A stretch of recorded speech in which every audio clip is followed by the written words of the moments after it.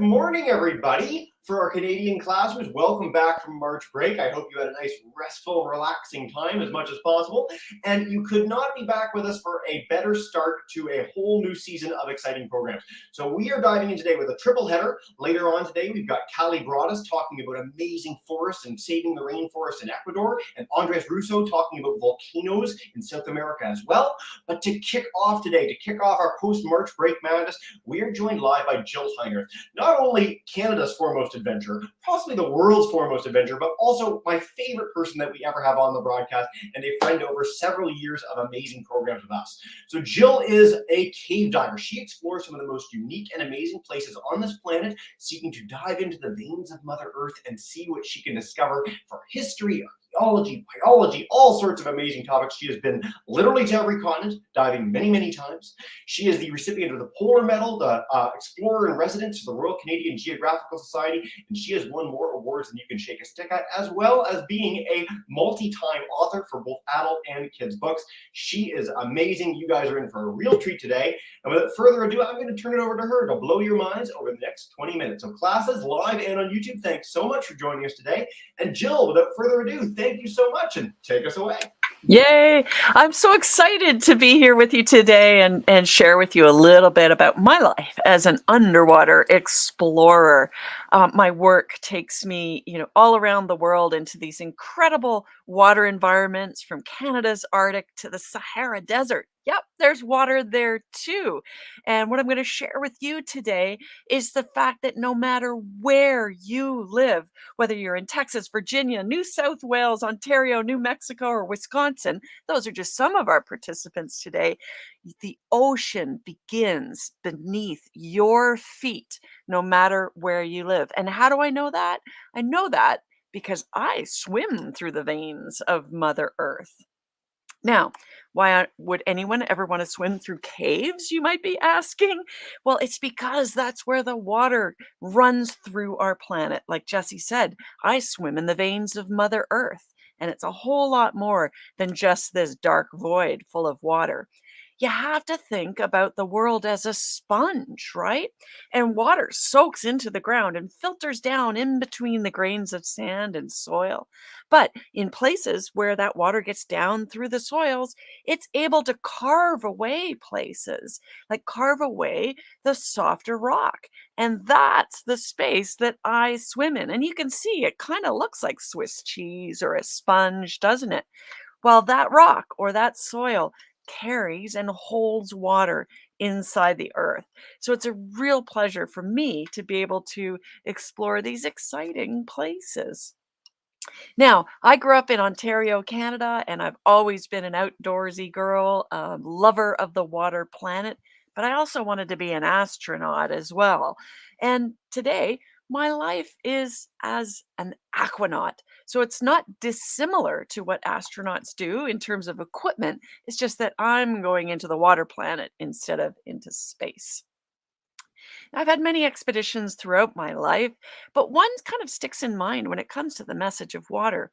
This one in Huautla, Mexico. So, underneath these mist shrouded rainforest covered mountains are conduits, like caves and passages where water runs through the earth. And if I peeled away the face of that mountain, you would see 53 miles of passages, 25 entrances, 1,560 vertical meters top to bottom. And that's extraordinary, right?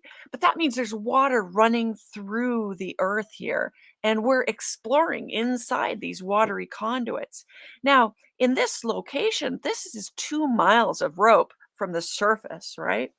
But this is also fresh, beautiful drinking water, and it's actually a water challenged part of the world. Although there's water in the ground, it's tough for people to find clean water on the surface. And so they have to either learn to drill wells to get their water, um, or come up with other strategies.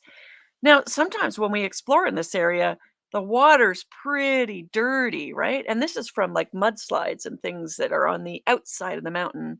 But if you get far enough into the cave passages, you'll reach clear water again.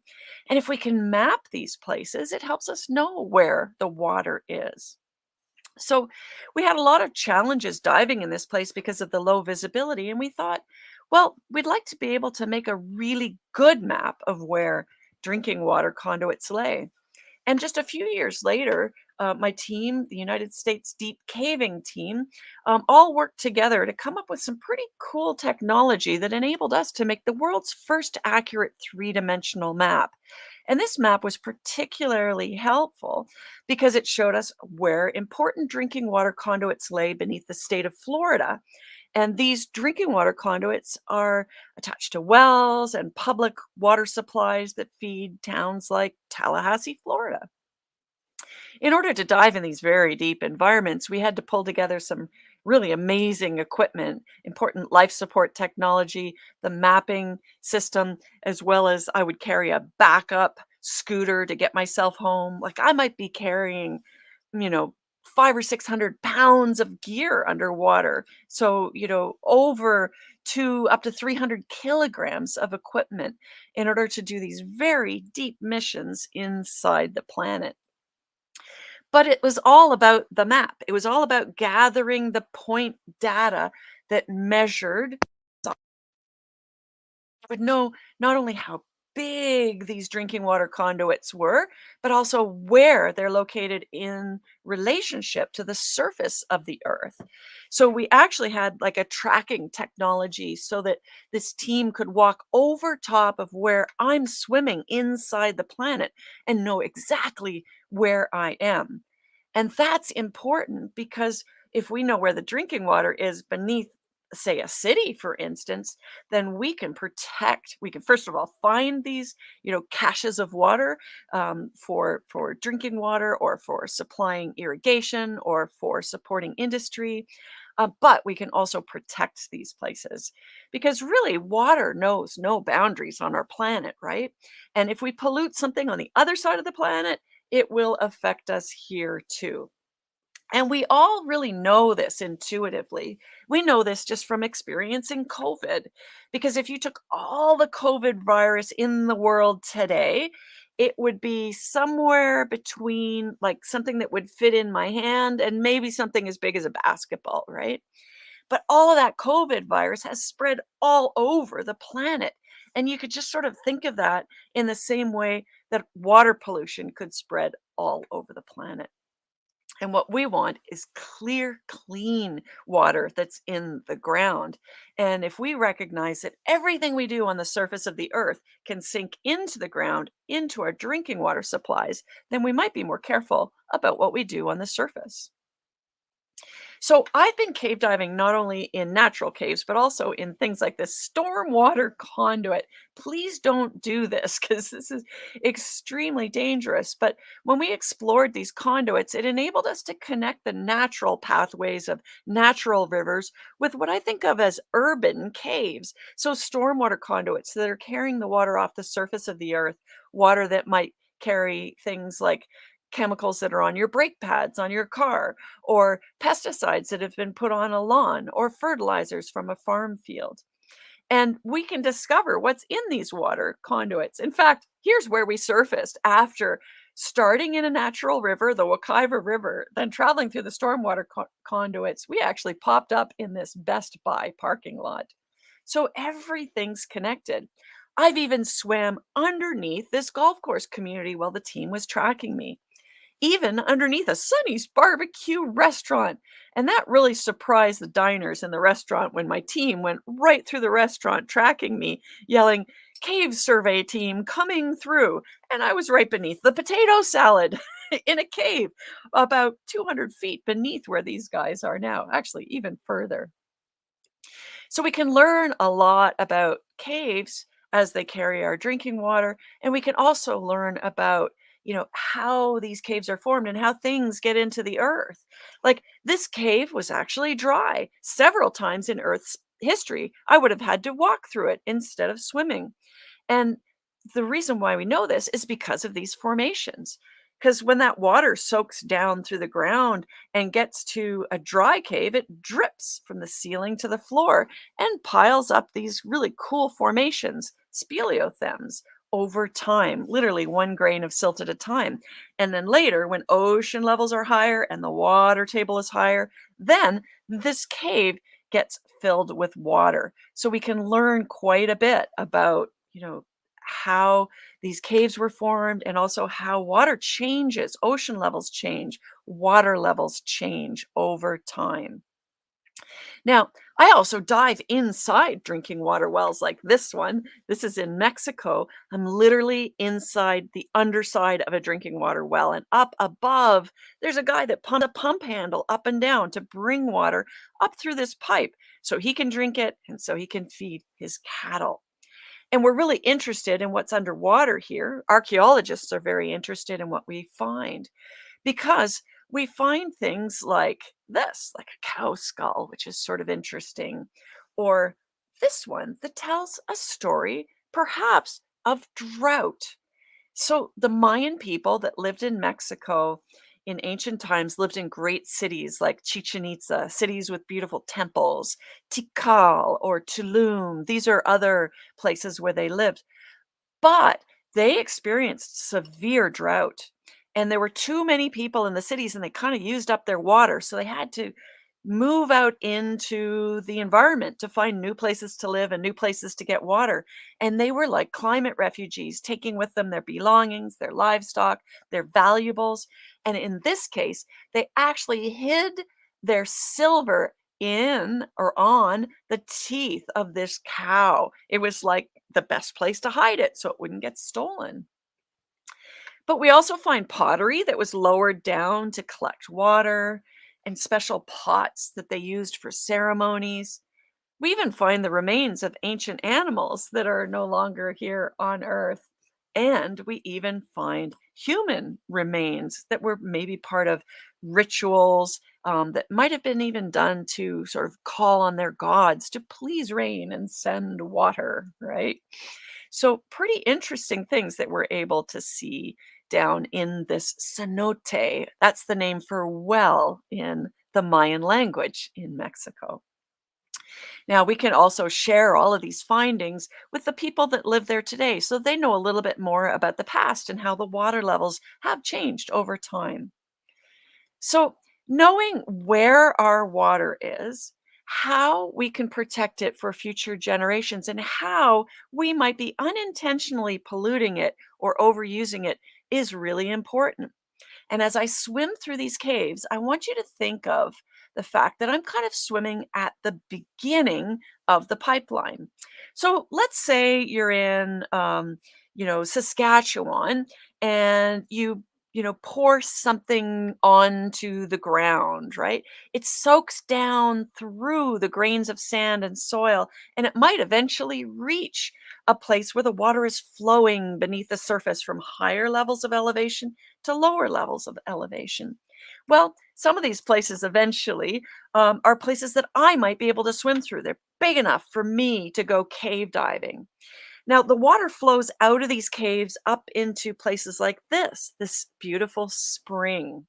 And in this spring, the water continues to flow to places like this: rivers, creeks, streams, places where fish grow or manatees swim or any other number of animals use as their habitat.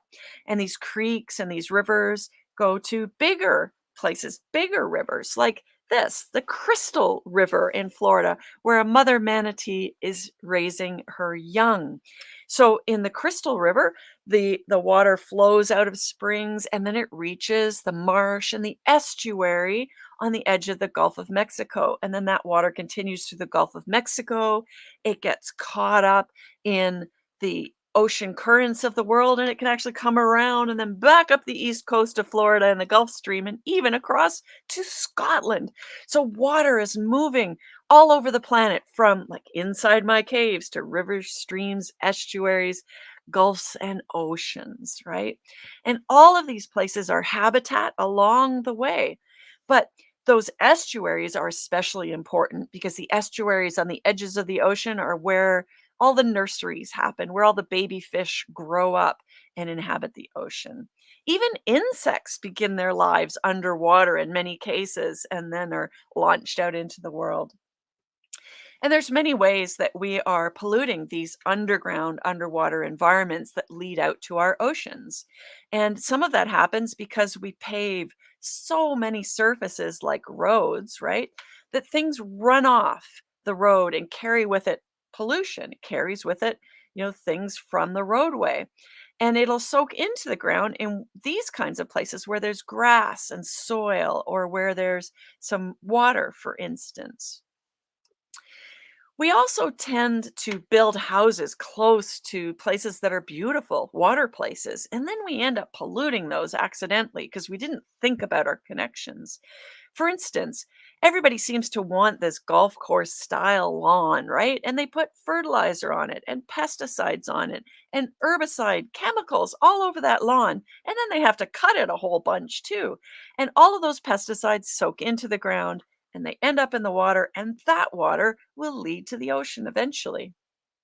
Now, if the fertilizers from this lawn get all the way out to the ocean, then that can spawn what we call an algae bloom. So, this greenish water. We like clear blue turquoise water when we go to the ocean or a lake or a stream.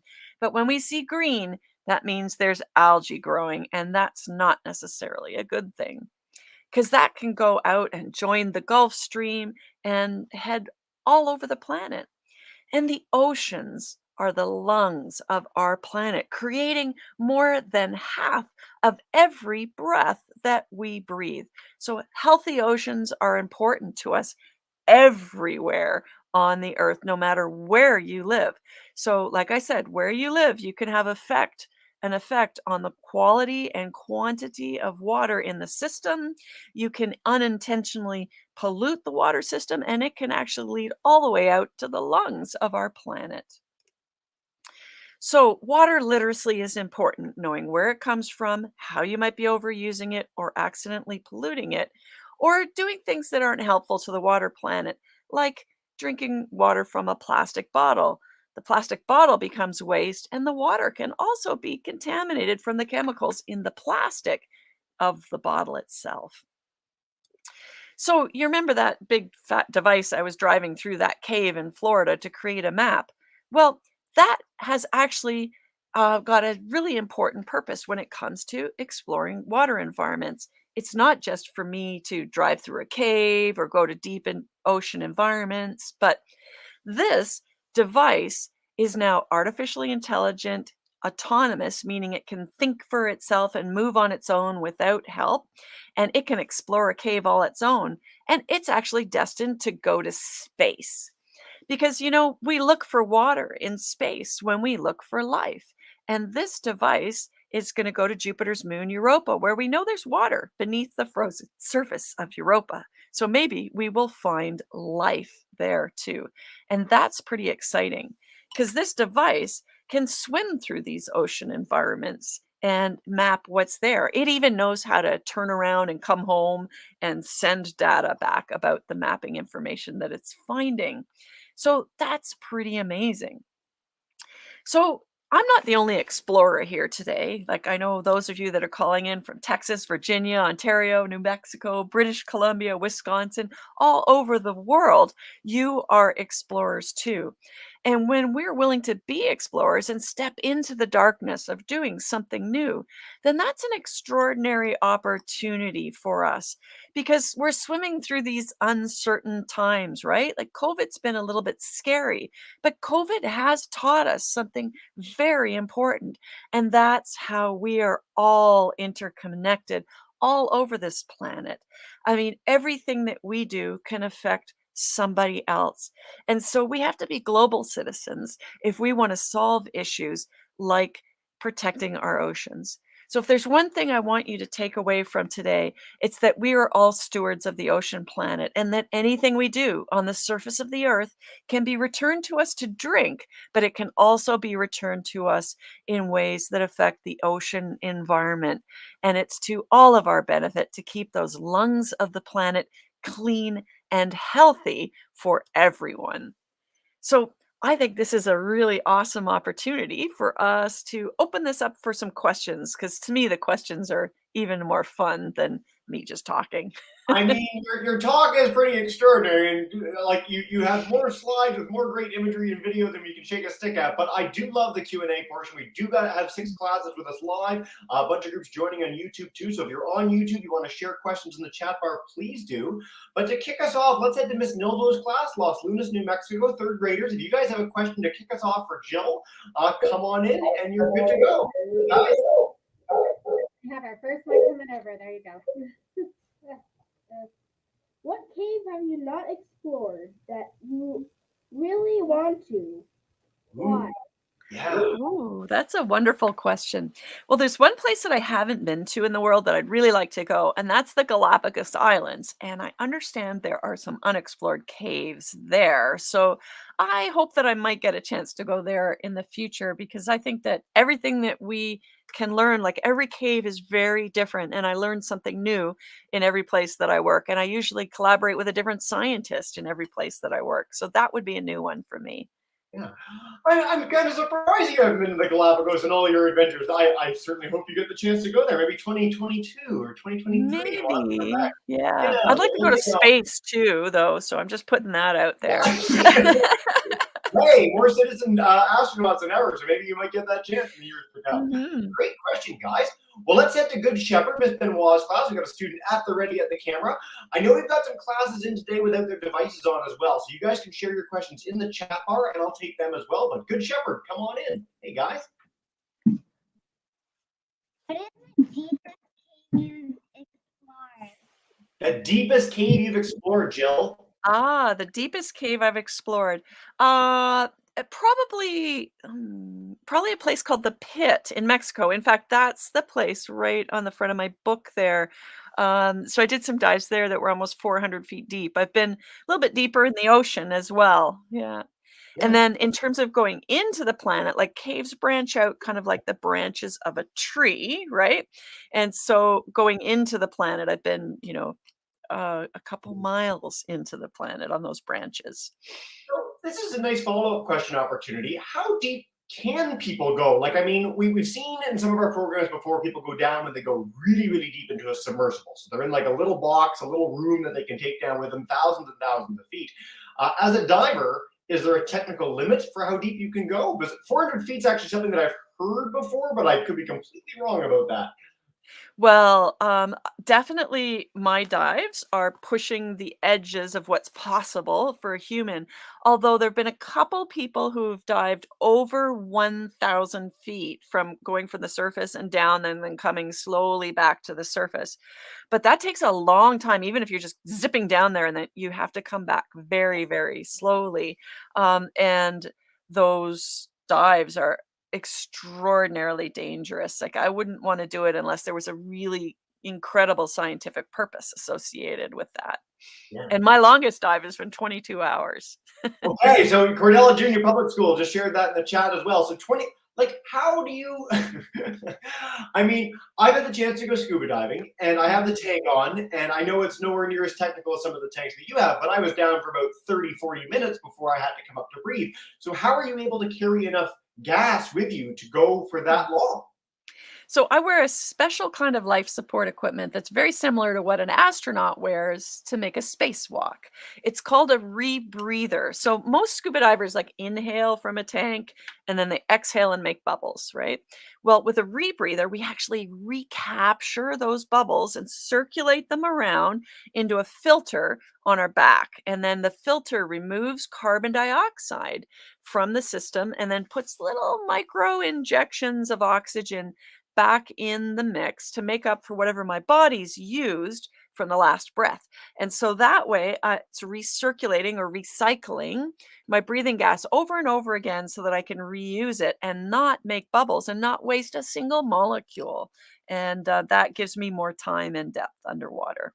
Very, very cool. And you've got to be, of course, very, very trained to be so efficient and effective with that. I mean, you're not going underwater and hyperventilating. You're very calm. You're very relaxed, and so that, yeah, Very cool. Great questions, guys. Keep them coming in the chat. Miss Nilvo, Miss Benoit, I will come back live in just a second, but we'll take a few from YouTube that are coming in. So Mr. Ferguson's class, grade 5, 6s in Guelph, they want to know, how do you keep safe when you're exploring these underwater waterways? Oh, wonderful question. So I do a lot of training in order to, learn about new diving techniques and new equipment. I also practice a lot so that I'm always really fresh. But it's also extremely important for me to bring a lot of extra equipment, backup gear. So I pretty much have three of everything, or three times the amount of what I'll need. So I have three times the amount of gas basically that I'll ever need to breathe. I have three flashlights. I have multiple cutting tools. I have a thin line, piece of string that I actually lay through the cave system so that I can follow that back like a trail. And if I can't see because the visibility is bad, I can put my hand on that string and follow that out like a trail to the entrance. So if you have triple redundancy, like how much does this gear weigh when you're on land? When you're in water, you've got the buoyancy to keep you up. But if you're just walking along, is it like 50 pounds, 100 pounds? Like, it sounds like a lot. No, I'll have several hundred pounds or, a couple hundred kilograms of gear quite frequently. It can be very heavy on land, but we prepare the equipment so that when we're in the water, it neither sinks nor floats, right? So, when you jump in the water, you might be someone that floats easily on the surface. You might be someone that kind of sinks, right?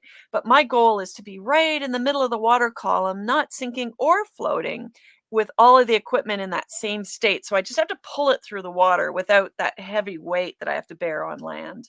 Yeah. All right.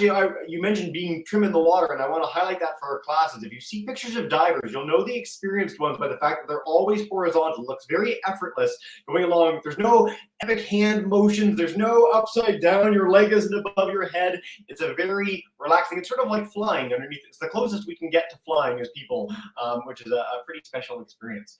All right. Yeah. A couple more questions, then we'll head back to our live classes. Mr. Kurt's class wants to know, how long are you typically underwater? So 22 hours is this like upper limit.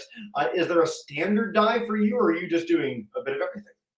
I'm often in the water for I would say 1 to 2 hours would be my kind of average dive.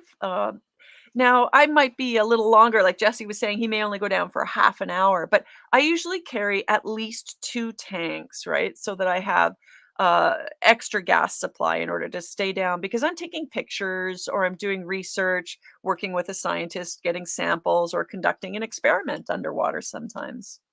Okay. Cordella Junior Public School joining us in Toronto, 6-7s. They want to know, what are some of the dangers you've encountered in your dive? So it's not all peaches and cream all the time. There's challenges I'm sure you've had to face. So tell us a little bit more about those. Well, the biggest challenge of diving in a cave is that you have a roof over your head. And if you have a problem in the cave, it means you have to solve it yourself in place with whatever you have. So there's no mission control to say, help, I need help, right? Like you're on your own. So that's why you have to have all that extra backup gear. But sometimes when your bubbles hit the ceiling of the cave, if you're using standard scuba gear, your bubbles hit the ceiling of the cave and the silt kind of rains down. So you won't be able to see necessarily coming out. So that's a danger. The danger could also be getting lost or having an equipment failure. But that's why we train and practice and bring extra equipment so that when I go on a dive, I always ask myself before the dive, can I rescue myself? Can I rescue my buddy if they need help? And if the answer is yes, then I'm safe to go.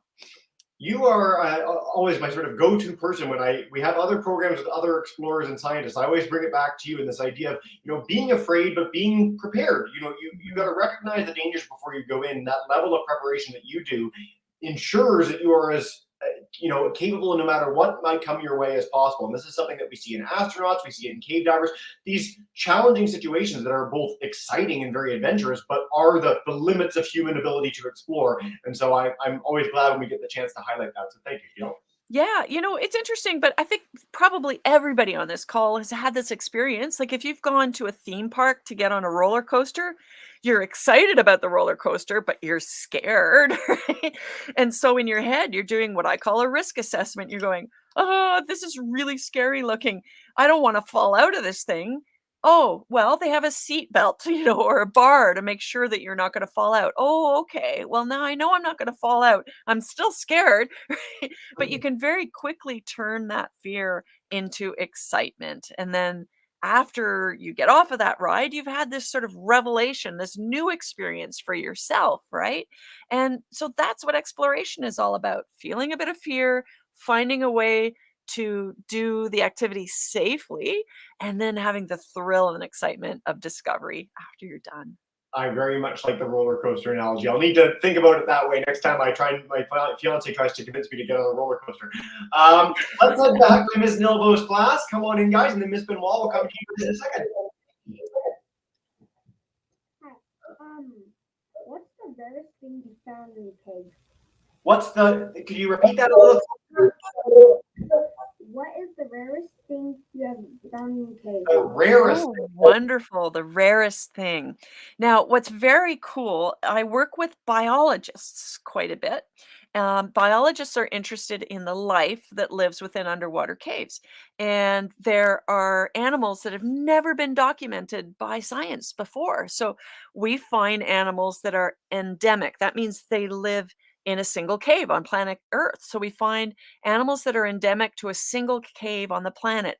Or in some cases, we've actually found an animal that we've only found in one room, in one cave in Bermuda, and nowhere else on the whole planet. So that's pretty rare because we don't know how many of these animals actually live in the cave.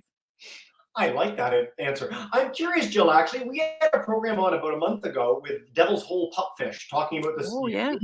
There's only 300 of these fish in the world. They live in one cave in the desert. Have you ever been in that cave?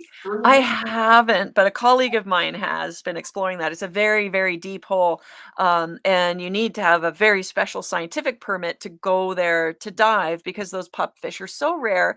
They don't want anyone to accidentally import something on their scuba gear, for instance, that could contaminate the water, or heaven forbid you bring some sort of an organism on your gear from another water body that could affect the pupfish. Yeah, that's actually a really interesting note that you bring that up. We've never heard that in a diving context before, but a lot of biologists, when they go to different forests around the world, they're very cognizant to either get new boots or to get boots that have been heavy duty washed because they don't want to bring any fungi or anything that might impact the local ecosystem. That's something that we can all sort of do as classrooms, is make sure that we're not bringing something that might impact the animals and wildlife in an area when we go. So great point. Yeah, there's a really good example, here too, like with the Great Lakes, because we have invasive zebra and quagga mussels. Invasive means they don't belong here. They actually came from the Caspian Sea in Asia. They're a marine mussel, and the mussel got into the ship's ballast water. So ships have water that they pump in and out of the boat so that they can, make it buoyant at the right level, basically. But once in a while, they pump out that ballast water. And so they took water from the Caspian Sea and pumped it into the Great Lakes. And now every Great Lake has been invaded by zebra mussels and quagga mussels. So that's an example of a big ship causing billions and billions and trillions of dollars of ecological damage. But even myself with my scuba gear, if I dive in a place with zebra mussels, I then need to make sure that my gear is decontaminated before I go to a place that doesn't have zebra mussels, because I don't want to transfer those. Same thing with boats or paddle boards or anything like that. We don't want to move things from one water body to another. Excellent point. All right, let's head to Good Shepherd. We've got a student waiting very patiently there. So come on in, guys, and it's Benoit's class. What age were you when you started diving? Fantastic. So I had my first diving experience when I was 16 years old, when I was a lifeguard at a swimming pool, but I didn't get fully qualified to scuba dive until I was in university.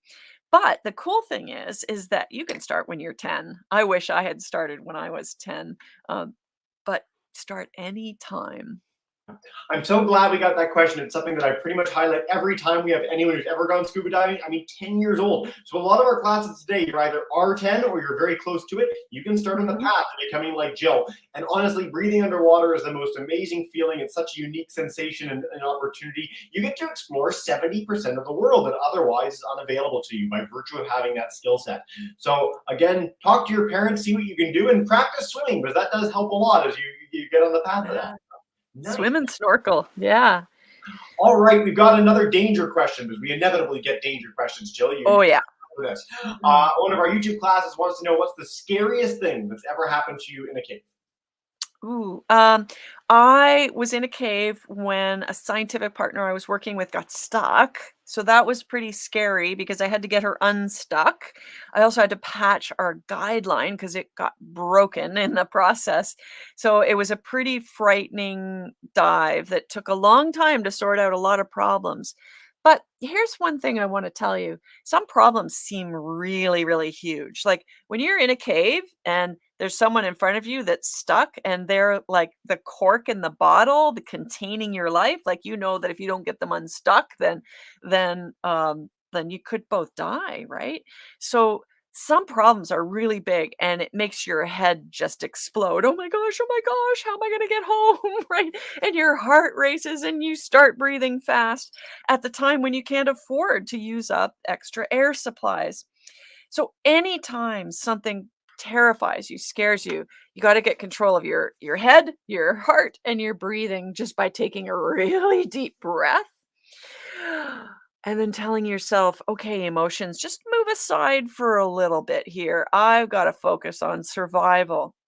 You don't have to have the big answers. You don't have to know how to get all the way out of the cave, but you always should know what to do next. And the good thing is, we always know that small step to take towards survival. So I got home fine. So did my partner. Everything was good. And it's because we took small controlled steps. Yeah. Well, of course, you've been training and doing this for many, many years now. And so a situation like that, you're able to keep calm. We can all start this in our own lives, though. And I think it's worth noting that there's no situation that it benefits you to panic, right? It's always good to be able to take that breath, to think it through. I like the incremental approach, one step at a time. And so we can apply this whether we're getting ready for a test, whether we're going scuba diving, whether we're stuck in a cave behind someone who's stuck like a cork in a bottle. And that's a lesson that really does apply in a wide way. So I'm really glad we got the chance to hear that. Yeah, it's so important just to know, to take that deep breath and know you can do this. You got this. Great. We prepared. We've got three of everything. All those flashlights. So you're set. Guys, our YouTube classes haven't shared anything in a little bit. That's fine. So what we're going to do is go back to our live classes, one more each. Time flies when you're having fun, so we'll wrap up after that. But Miss Novo's class, come on back in. Just make sure to stand nice and close to that camera. Hello. I'm Mrs. Novo, and I just have a question because I'm sure there's a lot of explorers that are young out there, but how, if they want to go into doing this, how can they start preparing to go into this type of career field? What a wonderful question. So I think the most important things are to be curious and, recognize that, like, when you're curious, you can find answers online or from connecting with other people. That's really important. But for me, I think the root of all of my opportunities in life started with me volunteering.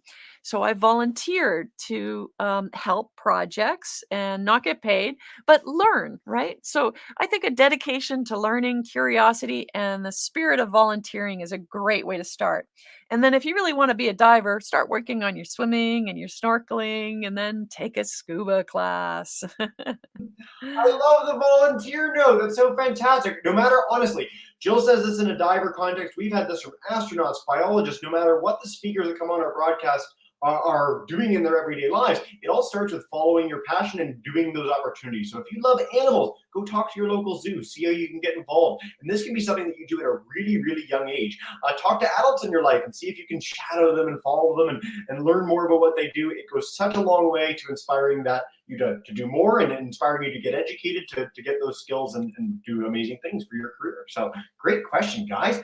All right, one last one from Good Shepherd. Come on back in and take us away. Have you ever found a crystal underwater? A crystal underwater? Yes. In fact, those formations, those things that look like icicles, they're actually made of calcite crystals. And sometimes we find these really beautiful shaped like dog tooth spar crystals underwater in pools, and they look like diamonds the way they reflect the light from my cave diving light. They're really pretty. I did highlight to our live classes before we got underway with this broadcast that all our classes today, live YouTube, should check out intotheplanet.com to learn more about some of your expeditions, see the work that you've done. You've got these books floating above you, which I want Yes. to put on for a minute. So Into the Planet, for our teachers in the audience today, is an amazing read. I have it on my shelf behind me. It's an incredible book. For our kids in the audience today, you have the Aquanaut. Jill, can you tell us a little about that before we wrap up today? Oh, yeah. I mean, the Aquanaut is just basically about taking the things that inspire you as a child and making your dreams come true. So it's my story about how I took the things that inspired me as a kid and turned it into this career.